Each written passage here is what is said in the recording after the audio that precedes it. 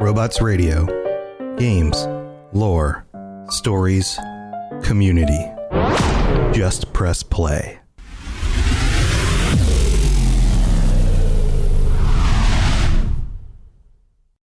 This show is brought to you by our patrons at patreon.com/ElderScrollsLorecast. Robots Radio presents The Elder Scrolls Lorecast. Welcome to the Elder Scrolls Lorecast, a place where the Elder Scrolls community can come together to discuss the boundaries of our knowledge about the universe of the Elder Scrolls. Adventurers, it is time again for the Elder Scrolls Lorecast. It is Thursday night, 9 p.m. Eastern. We are now 9 p.m. Eastern on Thursday nights on the twitch.tv/robots radio channel. And we are live. I am Tom, or Robots, your host, and welcome back to the show. I also have with me, as usual, the man who keeps butting his head up against these old Elder Scrolls games and learning so much more about himself. Lotus of Doom. How's it going, Lotus? I'm doing well, despite the 2+ hours of fumbling around in Battlespire prior to this stream. And I haven't learned anything else because I'm still on level 1 after like 4 hours. So I think the lesson is more about what's inside you than what's inside the game. It is. It's a lesson in perseverance, right? And what I can overcome. Yeah. It shows you your true nature, you know. Exactly. Yeah. So it'll be refreshing to talk about some different lore from, I don't know, something in the most recent 20 years.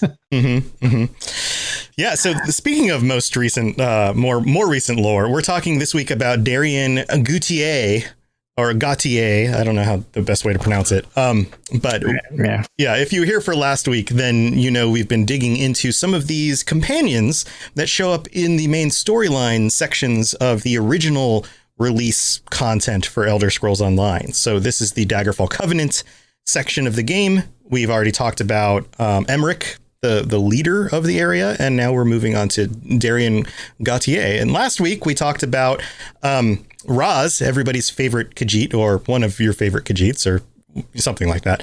I think Maik is a good toss up into that another mix. Good contender. Yeah, good contender. And there's a number of other ones. Khajiit are pretty cool. But now we're moving on to Darien, and we were talking about these three characters, Darien, Raz, and Naryu, and how they're all similar and yet different. They all kind of act as guides, as the people that you end up talking to the most in these adventures, and yet they're all a little bit different. They're all a little sketchy, a little bit shady in their own ways, you know? Yes, definitely. What do you call it? And Darien will be the representative, so to speak, for the Daggerfall Covenant side of things. And something that more so than with Raz, we may want to mention just in advance a little bit. This one might be a little more spoilery, so to speak, because a lot of his character past base game, you do encounter him a decent bit in base game, but a lot of his character development does require us to discuss the main storyline, and not really a twist, but something that is not overtly shown to you right out the gate with Somerset. So be forewarned about that. Just if you don't want to know anything about it, this one might be a little more spoilery than with Raz or Naryu as well. Hers won't be quite as bad, although she has some pretty strong influences with Morrowind's chapter. But just a little heads up. Yeah, and I've organized this in a way where we're actually going to go through a journal in order to get a sense of his personality first. It's kind of the reverse order that we did last one. Last one we talked about the character, and then we read a document that details about that character, about Raz, from another person's perspective. This time we're going to be reading through his journal entry about himself in order to get a sense of who he is. And then on the second half of the show, we're going to dig into a little bit more of the details. And I've left the most spoilery stuff to the end. So as we get closer to that, we'll, of course, point that out for anybody who hasn't gone through, especially the Somerset content yet. But the best way to put this is that if you play through the Daggerfall Covenant stuff, it kind of leaves you with a bit of a cliffhanger as to what exactly happens with Darien. And then you end up learning a lot more later on, which is a fun reveal. So it's one of those things I don't want to have to spoil for anybody who's really hasn't played through it yet. So yeah, the Somerset story is a great one. So that's another thing, that, again, it's not there are twists in the Somerset story that are not related to him. He is just like part of it that you might not be immediately aware of. So that's all. It's just depending upon the degree of going in fresh, you just decide how much you're comfortable with. Right. So why don't we kick this off? We're going to read through the Journal of Darien Gautier by Darien Gautier, the Journal of a Guard attempting to record his prescient nightmares is the subheading on this. And this is directly written by him, and there are multiple entries. And I think that this is a wonderful place to start because it does really give us a sense not only of his personality, but some of the things he's going through and some of the mystery around his character. So it starts off and says, "My first entry in a brand new journal. How should I begin? Should I write in a stiff, formal tone? More controversial? So many decisions to make. How will I manage? And what am I supposed to do with what I write? Do I read it later and reflect on my true feelings? Damn it. Why did I let Alanon, who's another character that you come across, talk me into starting a journal? Alanon said that writing things down would help me with my nightmares. Damn liar. He probably just wants me to write down my secrets so he can share them with the guard and have a good laugh. That's not a bad idea, actually. Good for him for thinking of that. I'll need to keep that in mind as I write my entries." So right off the bat, you can tell that I think this is one of the key aspects of his personality, is that he tends to share his internal debate outwardly. And he vocalizes it in conversations with you. He always seems a little uncertain of what to do and why to do it. And he's a little bit, he's not like a confident leader. He's not somebody who just stands up and says, "I know what I'm doing and this is what we're going to do." He always seems a little bit like unsure, and he's just kind of finding his way. You get that sense, Lotus? Oh, definitely. It's funny. He definitely has like a bravado that almost makes him, which you'll encounter, the more you bump into him as you play ESO. But it's almost like he's just trying to reassure himself as much as you. Yes. He's confident, but confident in a way that it's like it's more tempered than he'd lead you to believe, where it's like, "Oh, I can totally do this." It's like, "Well, can I actually do this?" I hope so. Yeah. Exactly. Yeah, it's the nervous optimism, so to speak. Right. Yeah, that's a good way to say it. He's kind of a nervous optimist. He believes in himself, but he also is never quite sure if he's in over his head, and he's got a good sense of humor about it too. He kind of he plays it off. He's the kind of person who plays off his insecurities with kind of a nervous laugh or a joke. And that's part of why you like him, is that he comes across as kind of a goof. And he willingly admits it in some ways, like, "I don't really know what I'm doing, but let's just go do it." That kind of thing. So the second entry says cheese, bread, fresh herbs, beef, best cut available. Yes, I know this is a grocery list, not my thoughts and feelings, but I needed to write this down somewhere and the journal was near at hand. Might as well make the thing useful as well as therapeutic. So, he just kind of grabs it and writes it down, this is the kind of guy he is. He's like, it's the journal, but it doesn't matter. I just got to write this down. I'm going to jot down here. And then I'm going to write a note to myself about it because it's weird. So I'm just going to make a point to note how weird it is. Next entry, reminder. Meet Priscilla at the tavern at dusk for drinks. Don't forget. Now he's again using it as a reminder, kind of like a grocery list. Next one, reminder. Meet Shelley at the tavern at dawn for drinks. Don't forget. Forgetting did not turn out so well with Priscilla. So now we're starting to get a sense of it. Like, he's a handsome guy. He's going on dates. He's also kind of forgetful, getting himself in trouble. Next entry. All right. Time to use this journal for its intended purpose. Now, it's taken him 4 entries to get to the point of actually using the journal for the right reason. Note to self, when you write down notes to remind yourself of something, you actually have to go back and read the notes, or the reminding thing doesn't work, which means the previous one about Shelley at the tavern probably also didn't work. Al-Anon assured me that he was not going to steal this book and share its contents with the rest of the guard. He actually wants me to write down anything I remember about nightmares I've been having. I still think he's pulling my leg, but I'm willing to give anything a try. I'm losing too much sleep not to try something. And this is the first moment where we really get like a genuine note here. Like, yep. Like, oh, there really is something going on. And now he's not covering it up with jokes. I don't remember anything in vivid detail. Only vague glimpses of the nightmares I've been having since winter. I can't tell if they belong to one long dream or many separate ones, but they all have something in common. The bright light right before I wake up. I want to say that it speaks to me, that I hear what it tells me. But when I wake up, all I can recall is a glowing orb with light so intense that I have to shield my eyes.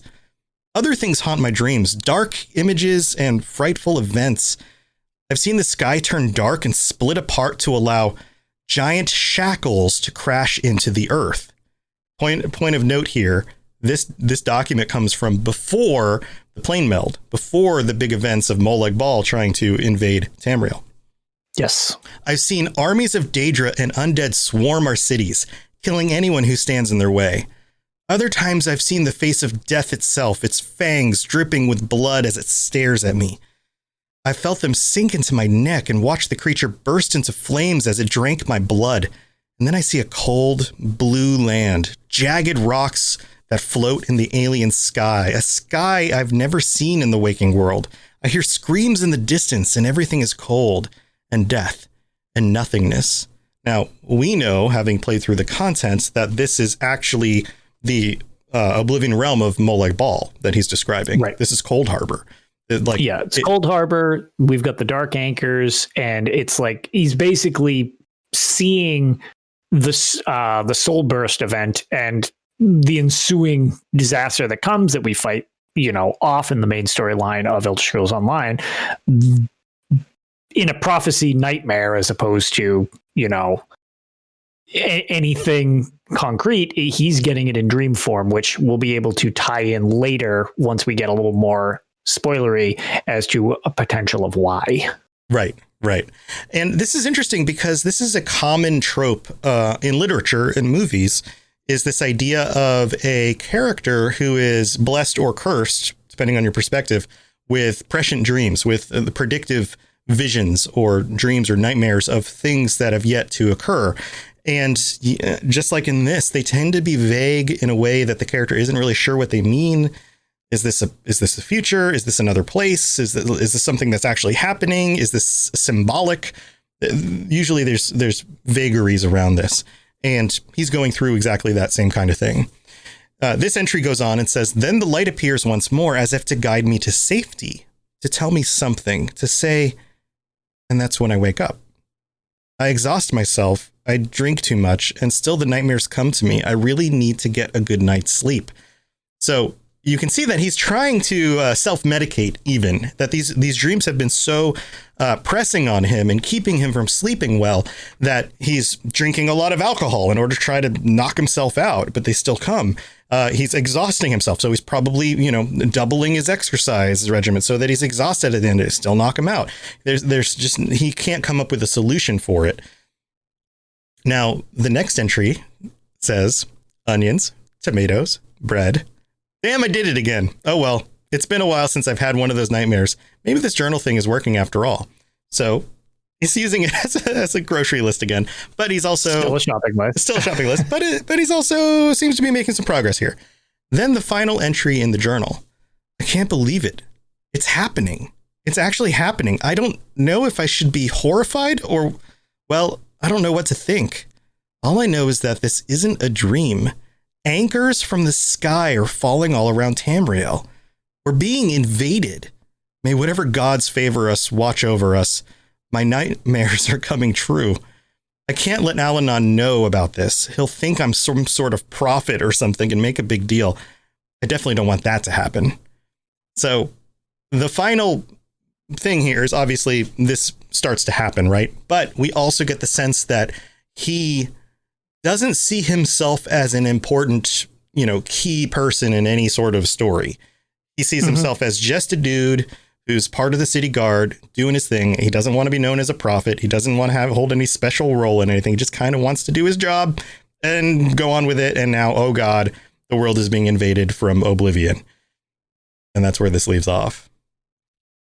Thoughts, Lotus? So interestingly enough, that last bit that you said where he doesn't really view himself as like he's more of a participant than like the front running character in the scenario. It's kind of ironic because that very much becomes his role in relation to you playing Elder Scrolls Online. So it's almost self-referential in his character is actually doing what they do to progress your story along. And later on, it aligns that he almost perpetually is put in a scenario where he's there to help move somebody else along their path rather than he has his own meaning and his purpose, but his purpose is more or less to fulfill someone else's purpose rather than himself. Yeah, he's like a key support character. That is his I don't know, raison d'etre, reason to be, right? Like exactly. That he's is there who he so is. somebody else succeeds, which is an interesting design for his character, especially since he sees it in himself starting out right out the gate. Yeah. And talking about other literature, I mean, he's the Sam to your Frodo. And that is a wonderful character. In fact, when J.R.R. Tolkien was asked who the most important character in the Lord of the Rings was, his answer was Sam. Because interesting. Frodo, for the line itself that they use in the movie of "I can't carry the ring, but I can carry you." That's the whole thing. Is that Frodo could never have achieved what he achieved on his own. Yes, he was heroic. Yes, he bared a great burden. But Sam is the only one who bared both that great burden and the person bearing the burden. That's very true. So if it wasn't for the humility and the humble nature of that kind of person, that never would have been achieved. And there's a whole background as to why Tolkien believed that, having to do with his serving in World War I and all that stuff, which is a completely other topic. But it is interesting. I think that we don't get enough of these kinds of characters because they're important. And they actually, although most of us want to see ourselves as the main protagonists in our own lives, we're really, most of the time, we're not. We probably have more to identify ourselves with somebody like Darien than we do with, somebody like Frodo. Oftentimes we are a support role, and by doing a good job as a support role, we help everybody win. Like that's more often true than being the main hero. So right. It's an interesting thing to have here. Now, after the break in the middle, we're going to go talk about some of his background, and then we'll get to the more spoilery stuff that we've got. Any other thoughts before we thank our patrons? No, I was going to say I'll be very interested actually once we get into the later bits with Darien. What you think, because you've completed Somerset, correct? Mm-hmm. Yeah. Okay, yep. Perfect. Yeah. There's one thing that we'll get into that I'm very curious. I always love hearing other people's opinion on a very specific thing that we'll get into later. Okay. It's been a while, so I'll have to remember. Right, I hope the thing you're going to point out, I'll remember, but I guess we'll see. I guess we'll find out. All right, let's go thank our patrons, and we'll be back with the rest of the story about Darien. The skies are marked with numberless sparks, each a fire, and every one a sign. This is the middle of the show, and this is where we get to thank our patrons for being so freaking awesome. You guys are amazing, and there's a number of you who signed up in January that we have to thank because we're now into February. We've got all the signups in January to go over, so let's just go down the list. We have Noodle Al Dente, who thank you to Noodle Al Dente for being our tier 5 sub. He re-upped to tier 5. He was tier 6 in December, re-up to tier 5 in January. Thank you again for that support, Noodle. You are amazing. We have Jacob P. We have Dewey, who pledged, Mike M., Daniel T., and Michael, I think I'm pronouncing that correctly, and Sergi P actually is February 1st, so you're going to get thanked again next month as well. Thank you to all of you for signing up in January to help support the show. You guys are amazing. We really, really do appreciate it. And if you are interested in getting episodes early, the extended versions of these episodes where Lotus and I and the chat kind of go on a little bit after we get through the the credits at the end, or all sorts of other stuff, like being able to guest on a show, discounts on the t-shirts and things like that on the store. There's all sorts of things you can get on Patreon for the different tiers, but it all starts with tier 1 and getting early episodes and no ads, and it's super cheap. So if you want to check that out, go to patreon.com/Elder Scrolls Lorecast. And thanks again to all of our patrons. You guys are amazing. Mom, can you tell me a story? Sure. Once upon a time, a mom needed a new car. Was she brave? She was tired, mostly. But she went to Carvana.com and found a great car at a great price. No secret treasure map required. Did you have to fight a dragon? Nope. She bought it 100% online. From her bed, actually. Was it scary? Honey, it was as unscary as car buying could be. Did the car have a sunroof? It did, actually. Okay, good story. Car buying you'll want to tell stories about. Buy your car today on Carvana. Delivery fees may apply. Are you into the cyberpunk tabletop games or excited for Cyberpunk 2077? Are you looking to brush up on the lore, stay up on all the latest news, and talk about the game when it comes out? Check out the Cyberpunk Lorecast, a show from Robots Radio with me, your host, Robots.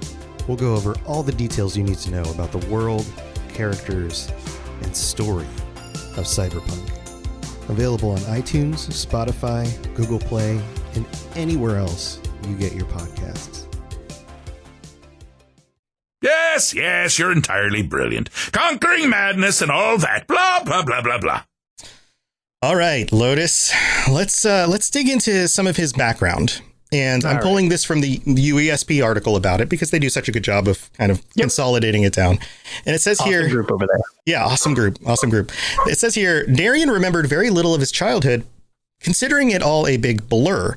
He is known to have had a father, General Gautier, who was a high-ranking member of the Lion Guard and member of the Gautier noble family of Camlorn, but had no recollection of a mother. Darien would later discover that his mother was effectually, and this is where the spoilers show up. So if you don't want to hear spoilers, cut this out. Like, this is it right here. So here we go. His mother was effectually Miridia, the Daedra Prince Miridia, Lady of Light, being brought into Tamriel as her vessel and last light.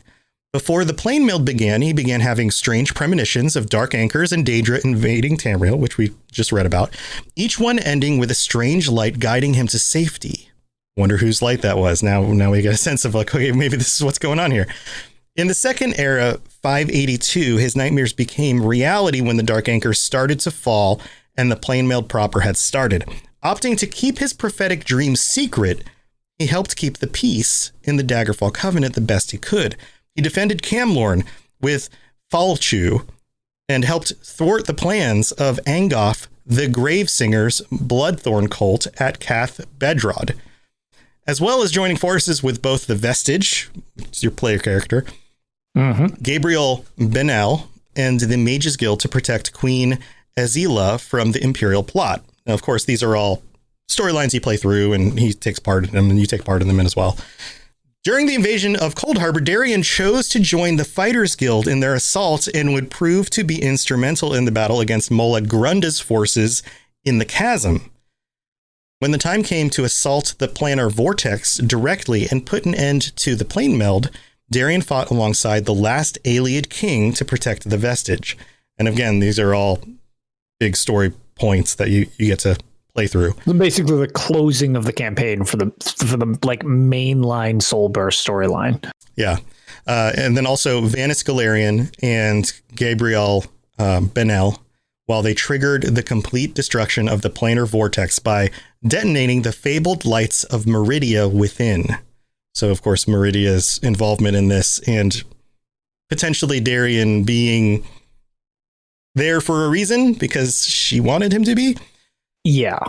When the battle was over, however, both King Dinar and Darien were apparent casualties of the explosion, with the latter having vanished altogether. So that's where this storyline leaves off, is basically big explosion.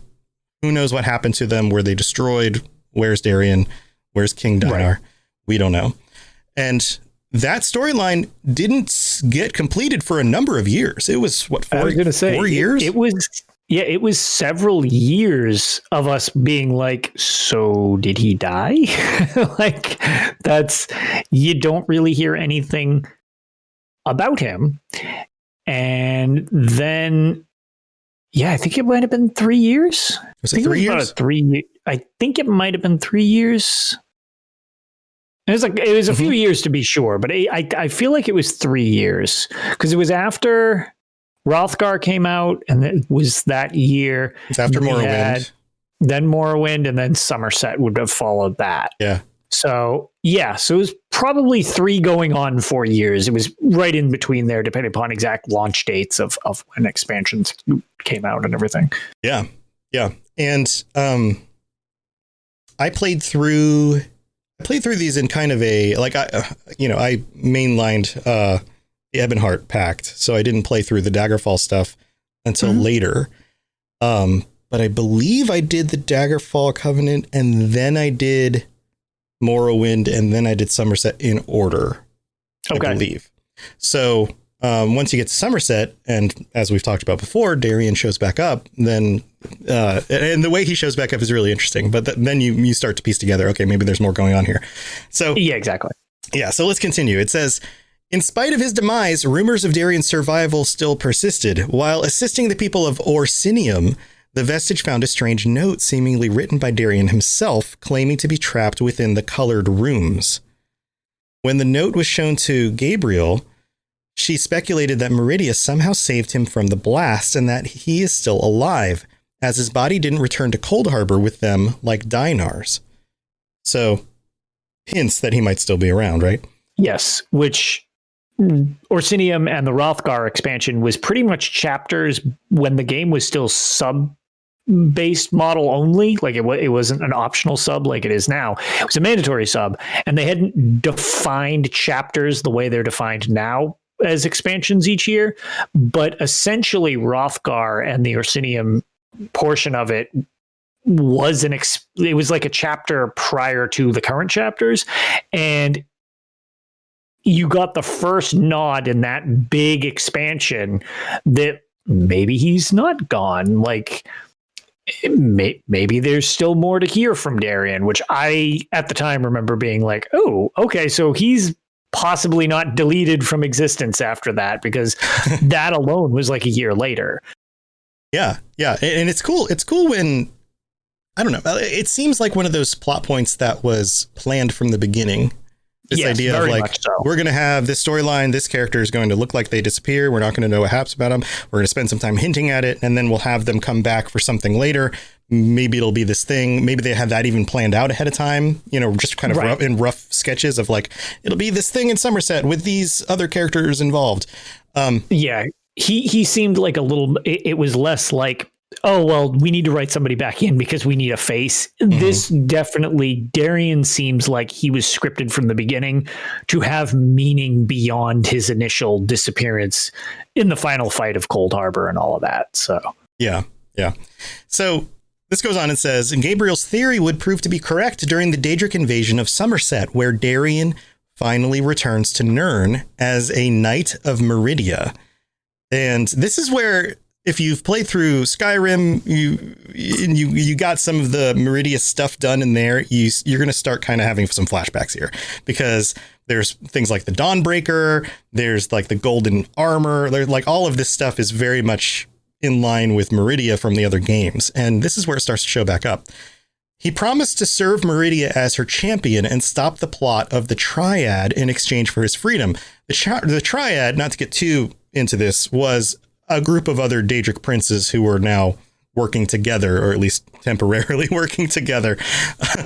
We won't get into that too much. And would be given Dawnbreaker as a part of this deal. The magical sword of Miridia, the one that gave you like, what was it? Like plus damage to undead or something like that? Yeah, I believe it lit them on fire. Yeah, was one of the side effects of it. It would like ignite undead, and it would. I think it actually caused them to turn as well. So they'd flee from you on fire. Yeah. I believe was one of the effects, if I'm not mistaken. Yeah, and it's a cool sword. You know, it's all bright and lights up, and yeah.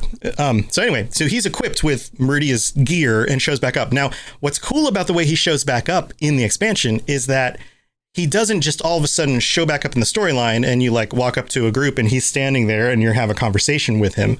And this is one of those things I really like about Somerset. And again, we're in spoiler territory, obviously, because we've been here for a little while. But if you haven't done this yet, this is one of the cool parts. So as you're adventuring through Somerset and you're kind of just traveling from one place to another, every so often you'll just catch out of the corner of your screen a little portal will pop open and a golden knight falls out and says like, yeah, get back in there. I'll get you. And then he jumps back in the portal or whatever. Right. Yep. And you're just like, what was that? Wait a minute. What? Wait a minute. Like, and it's not scripted. It's not part of a movie. It's not during a specific quest. It's just in between stuff while you're traveling across the world. And it happens a few times. And the first time it happens, I think you only get his voice. So if you happen to recognize the voice, you might be like, wait a minute, I know that voice. Is it?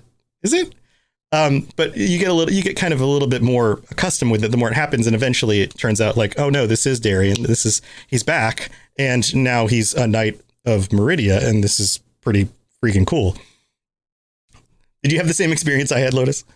Yeah. So it was funny because the voice is pretty recognizable, especially if you've already played through the Daggerfall Covenant side, because you interact with them a lot more if you play from one of the other factions. But it might have been years.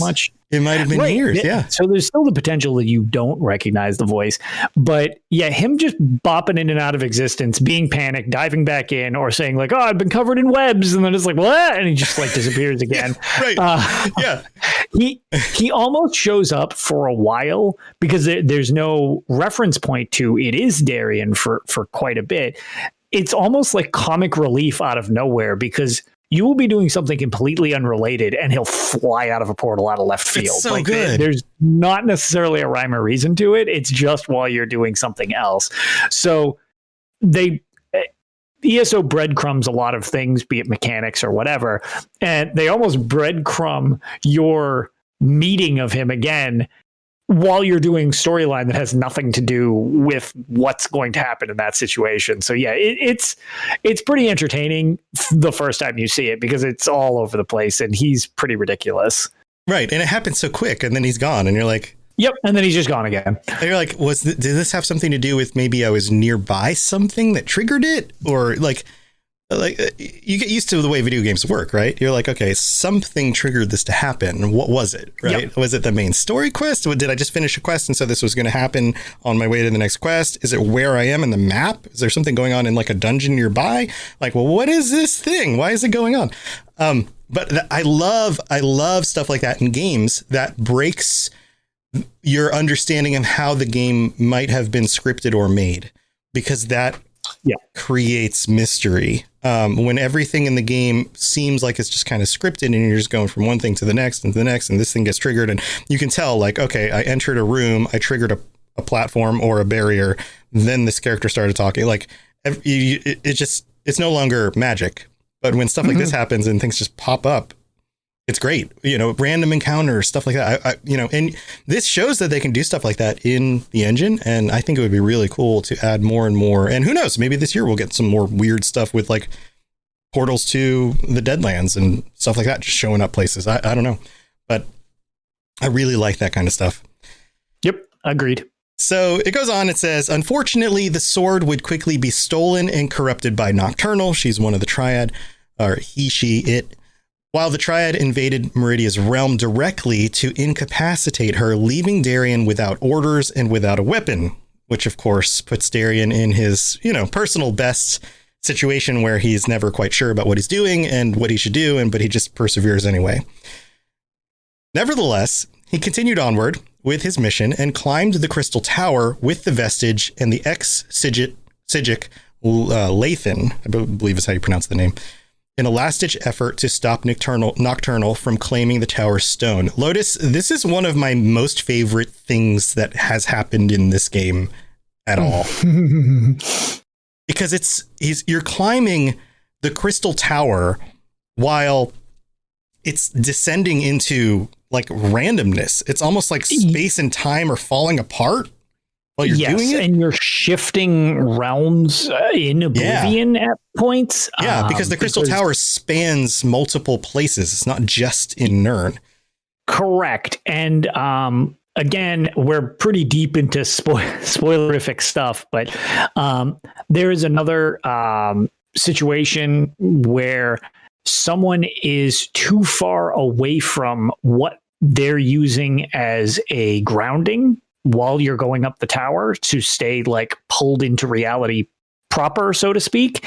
And unfortunately, as a result of that, this person is essentially torn between worlds and ripped asunder, which is also very disturbing.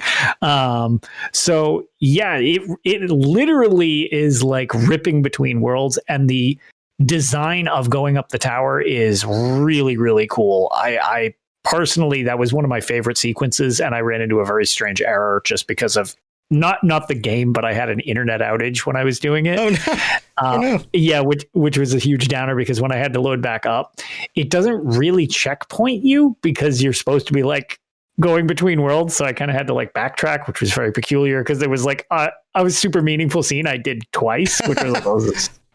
Yeah, that's a little weird. A little weird. Yeah. This was there's something cool about this, because it's almost like the closest you could possibly get to actually experiencing a dragon break.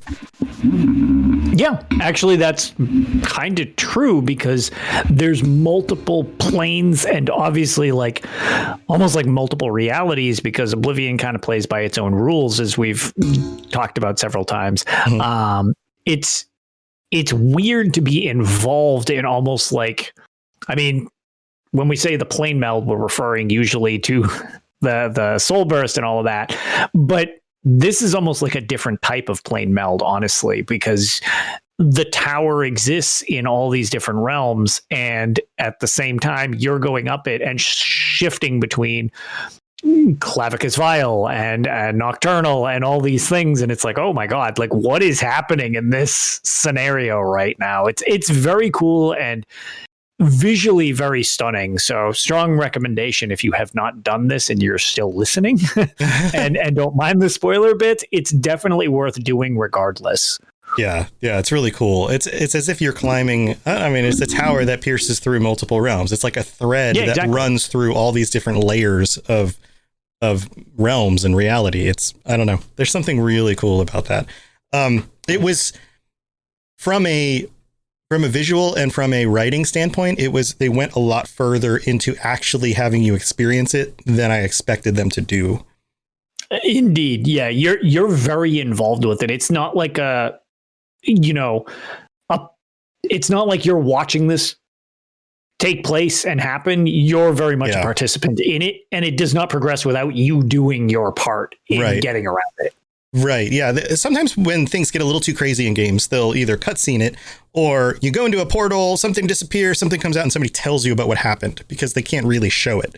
In this case, they show everything, or at least as much as they possibly can. And while you're climbing this, you're trying to stop Nocturnal from claiming the tower stone, which is transparent law. And as we know, the stones and the towers are tied together. It's what powers the tower. If Nocturnal were to get her hands or its hands on transparent law, that would be a big uh-oh. That would not be good, giving that much power to a single Daedric prince. Yes, that would be one of the world-ending potentially things that could happen. And as they approach the top, Darien would come to understand his true identity as a light of Miridia. So the fact that Miridia was his mother and the connection to her means that he was much more than he ever expected that he would be, and was able to sacrifice himself and his remaining energy in order to purify Dawnbreaker for the vestige, which is what Lotus was talking about, for you to use to then stop Miridia, maintain the tower, stop the stone, transparent law, from falling into her hands, and basically put the universe back together again. And it's really cool. It's one of those like epic endings that could have been the end of a main storyline. I mean, this could have been huge. And some of my favorite stuff here in Lotus is like when you come across the other Daedra and you come across multiple of them. Threats. Yeah. At the same time. And it's not just, Miridia showing up in somebody's body or Sheogorath, who looks the same size as you do when you talk to him. Like these are like gigantic towering Daedra all like yelling at each other because they're trying to work together and they hate each other anyway. And like those kinds of scenes are so good. They're so good because it makes you feel like, okay, yeah, I'm this tiny little thing and I got to stop you guys. How am I going to do this? Very cool stuff. So that's the story of Darien as we have it so far. And it seems as if he sacrificed himself. And again, we have this, literary trope of sacrificing yourself in order to save the world, kind of a messiah kind of thing going on with Darien, even though he's not necessarily the main character. He's kind of a supporting character that helps you out. But you have, a character who's basically the son of a god in Elder Scrolls terms, a Daedric lord, and sacrifices himself in order to make things right. Now, what's interesting about this is that Miridia isn't necessarily, Miridia's still a Daedric prince. Miridia has her own intentions, right? Like, yes, maybe she doesn't want the transparent law to fall in the hands of Nocturnal, but at the same time, like, what other intentions does she have here? Like, what is the goal in all of this? Just to stop them? Right. Sometimes things line up and they work out for, mortals, which seems to be the case here. But at the same time, does that further maybe some of her ambitions by keeping the other Daedra at bay? Exactly. Because as we know, Daedra, as well as very specifically the Daedric princes, Miridia in particular, isn't good, so to speak. She just tends to have similar alignments in more scenarios than some of the other Daedric princes. Right. So we're both working toward a common goal, but less she's helping us to help us, more helping us because it's convenient as she's also trying to do something. Miridia is shown in many situations in a much more favorable light, as if she was like, oh, she's a good Daedra, but she's not really. She's still a Daedra. She's still other. She's still not mortal and doesn't necessarily care specifically about you and me so much as her own plans. There's definitely ulterior motives with her quite frequently, and this isn't going to turn into a Miridia cast, but in many situations, Elder Scrolls Online, as well as in the Knights of the Nine expansion in Oblivion, she is a bit insane as well and does some pretty horrific stuff. So this is just another scenario where, much like with the Soul Burst, we kind of had a similar goal. Less so that it was like, oh yeah, she's helping us out again. It was like, we keep aligning with what she's doing to prevent something else, but what are we unintentionally helping her do? Right.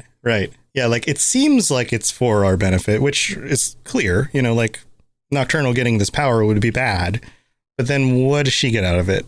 And does that create another problem for us? And I talked last week about how I was a little bit very early on in my game, I was a little bit cautious with Raz because I was like, he seems kind of sketchy. Don't know necessarily what's going on. Just like wondering what he was at. And then eventually you very much learned to trust him. But when Darien returned and I realized, oh, he's like deeply connected to Miridia. Yeah. The thought crossed my mind. I was like, am I going to end up being at odds with him at some point? And I'm not going to want to be because he's a likable character. He seems to be doing things for the right reasons. But will there come a point where either he rebels against Miridia or has to side with her against what our plans are? That was definitely one of those potentials I saw in the way the story could have played out. Yes.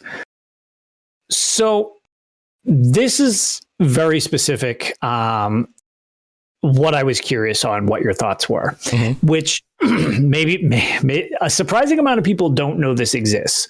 But it's one of the things that, even if you've listened to all of this and, you weren't concerned about spoilers, it's the reason that I always say you want to complete Somerset regardless, because it is not there until you complete Somerset. Did you ever find the secret book that appears from Oblivion after the completion of the story? I don't remember. It's been maybe. I mean, it sounds familiar. It's been a few years. Okay, so as an overview, without specifically just reading the book itself, what happens is when you stop the Daedric Triad, and again, poor Darien is sacrificed to empower you to succeed, and he gets the short end of the stick. If you are standing after the, oh, thank you for everything, blah, blah, blah. You're talking to the proxy queen. You're talking to Razumdar. I believe you all, all the characters are there. You get your big success story. Everything's happy and great. And while you're in the tower, there are some guards that talk about, have you seen a book materialized upstairs? It just came out of nowhere and it's got a golden light. And if you go upstairs, you can find this book, and it's etchings from Darien. And it's warning you about Miridia is not what she seems to be. And he's basically trapped in a hellscape where he has no control of his own life, and he's being used for whatever she desires. And his biggest regret is being forced into serving her, type of thing. Yeah, this does sound familiar now. But it has been a while. Love it. I love that so much, because in a similar way to us at the start of Elder Scrolls Online's base story, Miridia, I mean, we're murdered, and our soul is consumed by Cold Harbor, and she plucks us out and gives us not our soul back, but she kind of takes us off to the side. And when everything hits the fan at the end of the campaign, she once again grabs us and saves us. She's clearly doing the same thing, but more aggressively to Darien. So his role yet again doesn't seem like it's over, even though he's essentially died twice now. right. And is being used as a Daedric plaything. I love the introduction of that book, and I strongly suggest that you just complete that storyline for the sake of experiencing how it materializes, and you get to read it in his own words, because that's why I specifically don't want to read that book verbatim we do with some of the other ones. Yeah, I pulled it up again. Yes, I remember this now. Yeah. Okay, you know what I'm talking about? Okay, perfect. Yeah. So that is I felt that was a great conclusion, and I'm not a huge fan of constant resurrection of characters or whatever without it being thought out. The fact that he's being tortured like this, where it seems like he keeps coming in to save the day and it's all heroic, and when you get to see bits and pieces of his side, he's literally in hell right now. So it's an interesting take on what seems like you just saved the day. Did you actually just save the day? Or, like you said, are we going to encounter him again? Because if we have to ever fight Miridia, which we went on a tirade on Tales of Tamriel about how we think a reckoning with Miridia is coming, will we need to be on the opposite side of the fighting lines from Darien? Because he might not have the ability to control pulling away from her. Right. Yeah, that is a good question. The other thing that's interesting about this is that death is one type of sacrifice, but unending torment, or at least torment where you don't know it's going to end, is in some ways even worse. Yes. So, because death is an escape from something like that. And so that makes his sacrifice even more noble and tragic, the fact that he is stuck into something like this. Now, I would expect that So if he would, speculating here, just the way these kinds of stories play out and the things that cross my mind for what could possibly happen. So let's say a reckoning with Miridia happens. We end up at odds with her, and Darien gets sent into the foray. The Golden Knight shows up, and now he's on the other side of the battle lines, right? Yep. I either see something happening where we end up having to put him out of his misery. Yep. And I can see that. And he's not necessarily able to rebel against her, but he kind of stands down. And it becomes one of those situations where you make the decision of like, do I kill you and help you end things, or do I not? You know? Right. That's a very Elder Scrolls kind of like dilemma that can occur. Or for sure. Or he is able, because he is his own person who was co-created by Miridia. Maybe he's being like puppeted around by her because he doesn't have the ability to do so on his own. But maybe in gaining more power unto himself, he's able to then turn against her and stand against her. And then that becomes his final sacrifice, is being able to say, like, for all the pain and suffering, for all the things you've put me through. And that would be a wonderful climax to a character who never seems 100% sure about what he needs to do, to gain some clarity and say, I now understand what I need to do. This is why I'm here. This is my life's purpose, so to speak. Right. This is my final say. And, and then again, sacrifices himself, but this time not for you to have the power to do something, for him to do it himself. He frees himself basically in order to. Right. Yep. No, for sure. I can see that also being a thing. Yeah. He's one of the recurring characters in the series that I really am excited to see what happens, because I'm a big proponent of fighting Miridia. She gets off way too easy. Just because she seems nice doesn't mean she's good. Yeah, her storylines are pretty messed up a lot of times. So I would. It's an enemy that we don't often realize is an enemy, and I think that has great potential. Oh, and it's also it's insidious. It's all the more dangerous because it's easy to say, watch out for Molag Bal, he's a bad guy. Yes. Watch out for Mehrunes Dagon, he's a bad guy. Nocturnal, don't trust her. But Miridia gets a pass, which means that maybe she's better at accomplishing her goals than the others are, because we're not as suspicious and primed against her. Yeah. Right. Exactly. So, and there's Arcaneer from Tales of Tamriel. He mentioned one of his favorite quotes, which is, when you beat, I don't know the exact word for word quote, so I'm going to just give you a quick summary of it. Sure. But upon the completion of defeating Molag Bal, as he's getting vaporized, because you don't really kill Daedric princes, you just banish them, and it weakens them for a time, and they have to kind of retreat to their own areas. And it's very Sauron-esque, talking Lord of the Rings. Yeah, very much so. Yeah. And what he basically implies is that there are much crueler masters than him at play, and you just haven't realized it yet, more or less. Yeah. And I have long wondered, is that because Miridia is slow playing something really horrific that we haven't encountered yet? And I very much hope that is the case, because that would be a very messed up storyline. And I like that stuff.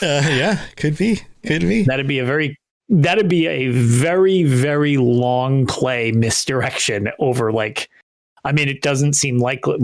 Who knows? But assuming that it's not this year's expansion with the Gates of Oblivion, that would be going on like an 8-year long play of deception in game, that's a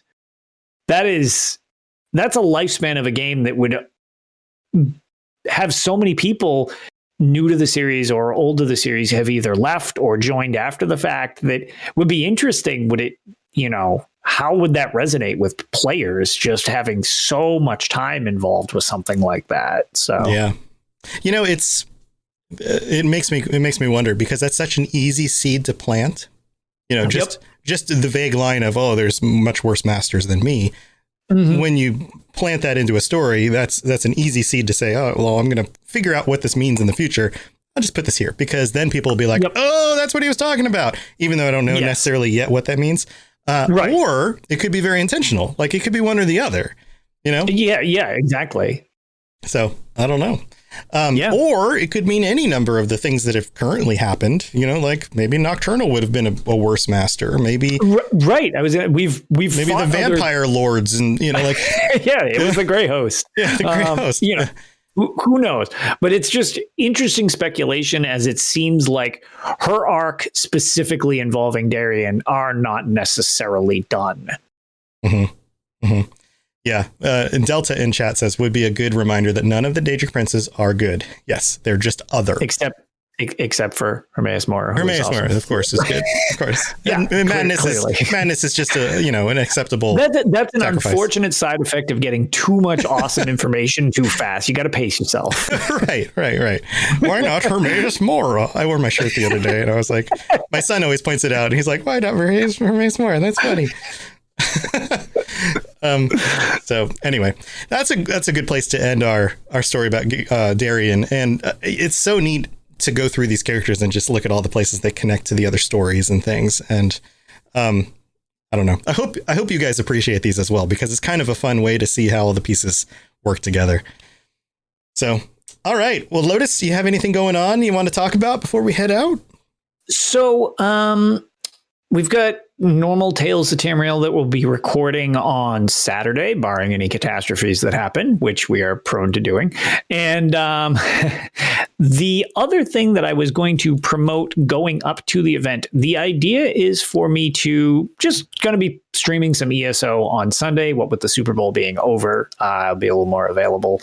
But the reason I bring that up, other than shameless self-promotion, is a friend of mine from the community, Dave, has decided to provide me with a copy of the upcoming expansion, Blackwood, for the Xbox console. So I'm going to give it away on my stream on Sunday.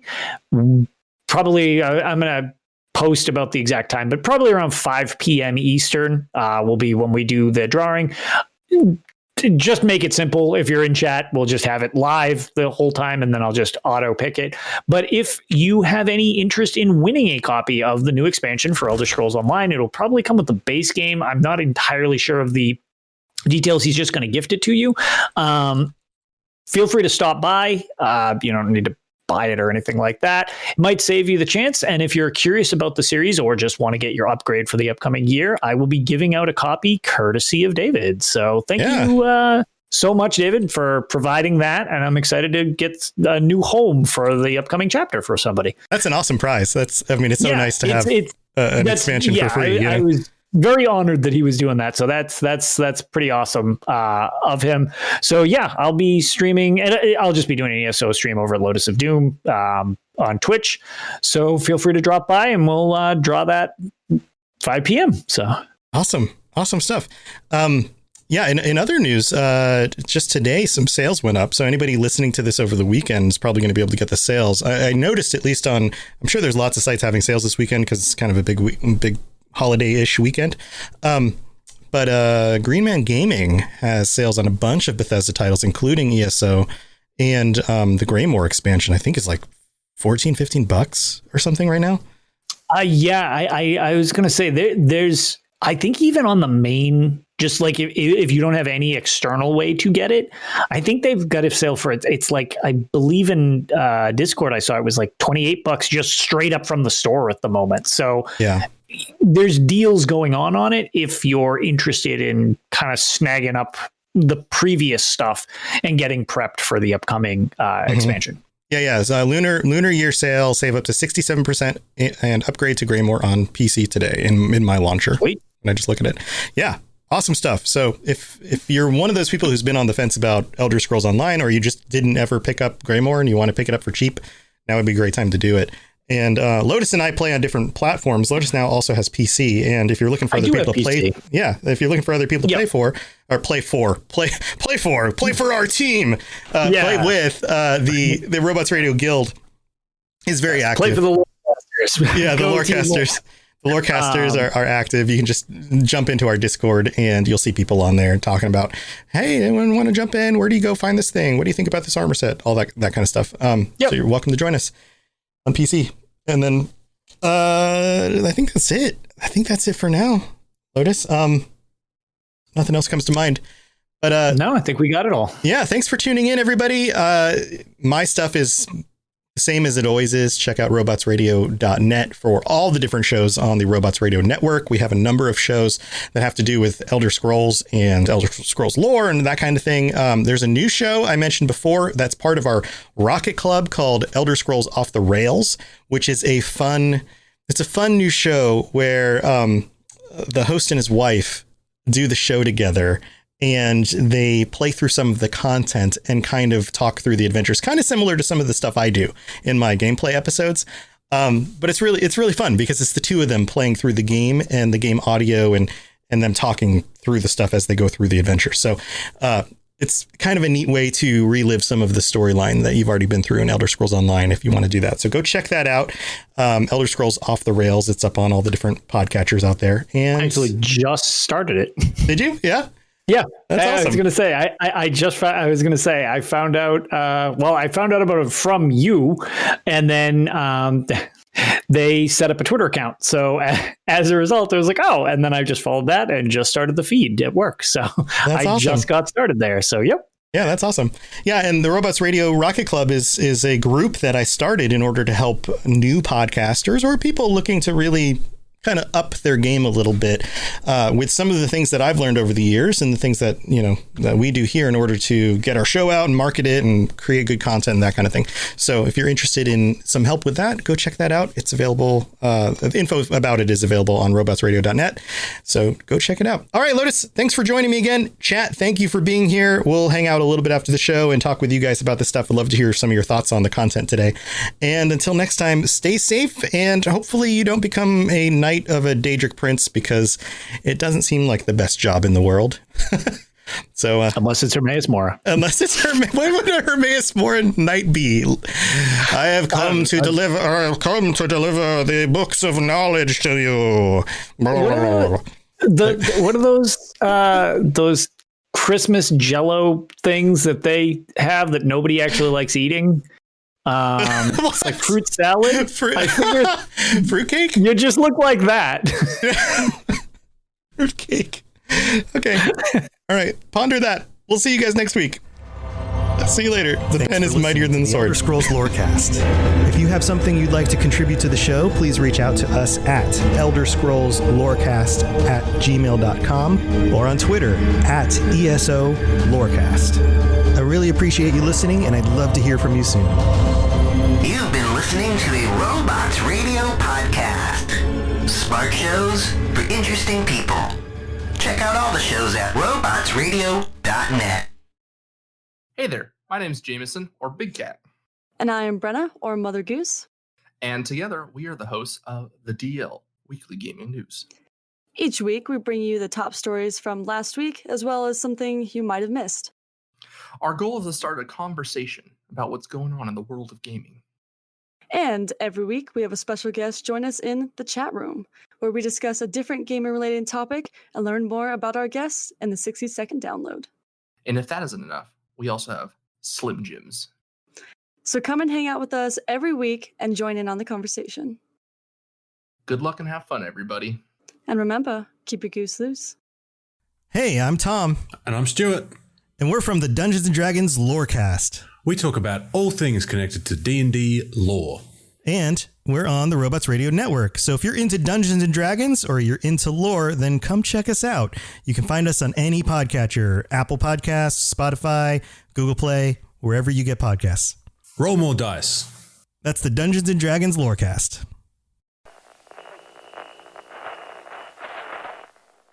Hey, all you wannabe raiders out there. It's your bestest girl, Rose, coming at ya from top of the world. Now, it's time for your local traffic and weather. Well, looks like almost everyone's still dead, so traffic is at a standstill. And now a word from our sponsor, because they're totally not bribing me with massive amounts of chems or anything. Seems as the stuffed shirts are back at the White Springs playing games with that total loser Modus. But hey, if that's your thing, whatever. So if all you squares wanted to hear more totally sort of, but maybe not boring stories about rebuilding Appalachia and being all goody two-shoes, definitely not Raiders, check out this thing they call a podcast. The Modus Files. Whatever that's supposed to be. On Spotify, iTunes, and wherever else you listen to those things. Double ugh. They are not paying me enough for this. Till later, this is Rose. Raiders!